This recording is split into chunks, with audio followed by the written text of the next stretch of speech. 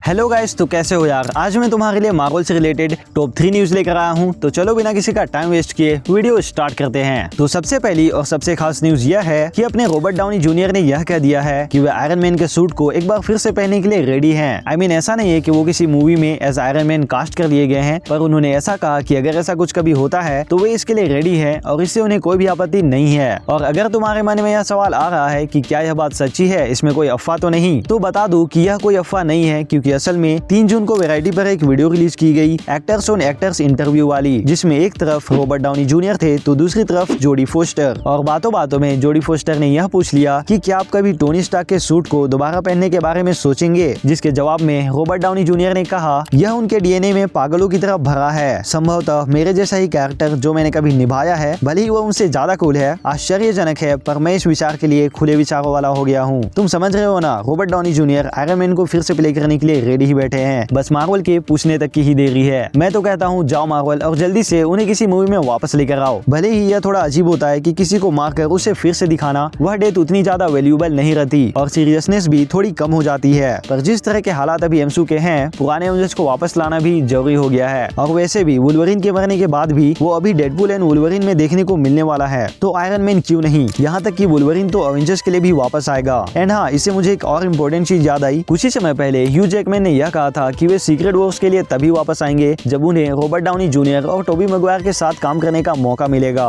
तो तुम इस बात को समझ पा रहे हो ना यार, मानो या ना मानो, अब इस बात की पॉसिबिलिटीज बढ़ती ही जा रही है कि किसी ना किसी वजह से सीक्रेट वॉर्स में हमें पुराने एवेंजर्स भी देखने को मिल सकते हैं। एंड इसके बाद दूसरी न्यूज जो captain America brave new world से है, तो इस मूवी में हमें 3 मेजर विलन्स देखने को मिलने वाले हैं, जिसमें हॉरिजन फोर्ड रेड हल्क को प्ले करेंगे, Tim Blake Nelson the leader को प्ले करेंगे और आखिर में जियानकार्लो एस्पोसितो। वैसे अभी तक यह कंफर्म नहीं किया गया है कि एस्पोसितो किस विलन को प्ले करेंगे, पर उनके सेट फोटोज को देखकर ऐसा लगता है कि वे जनरल रेजिनाल्ड फोर्डिन का कैरेक्टर प्ले कर सकते हैं। इन दोनों फोटोज को तुम ही देख लो, तुम्हें क्या लगता है। एंड इसके बाद आखिरी अपडेट डेडपूल एंड वुल्वरीन की तरफ से है। तो हाल ही में डेडपूल एंड वुल्वरीन का एक पीएसए रिलीज किया गया, प्लीज साइलेंस योर फोन, जहां हमें एक हिलोरियस क्लिप देखने को मिली डेडपूल और वुल्वरीन की, जिसमें वुल्वरीन फोर्थ वॉल ब्रेक करके ऑडियंस को ही गाली दे रहे थे। उसी वक्त डेडपूल भी एवेंजर्स सीक्रेट वॉर्स की बात कर रहा था, पर कोल रिंग की वजह से बात अधूरी ही रह जाती है। बात अधूरी क्या रहती है, वो लोग बताना ही इतना चाहते थे। वेल, तुम जाना तो चाहते होगे कि डेडपूल क्या कह रहा था, तुम खुद ही सुन लो।